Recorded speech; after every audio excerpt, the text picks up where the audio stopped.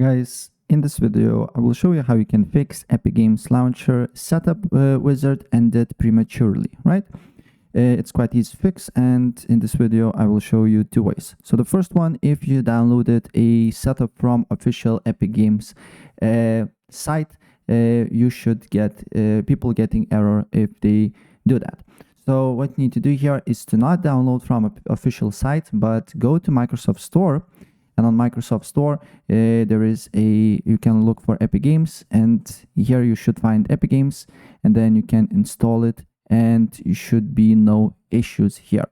But still, if you want to install from Epic Games official website, or this method is not working, I will leave the link in the description below of another video showing you step by step how you can fix this problem. It's a little bit more complex than this, but I got a lot of good feedbacks, over 1,000 likes, and I helped a lot of people. So if this do not work, click this video description below and look for more advanced way to fix this issue. So yeah, that's basically it.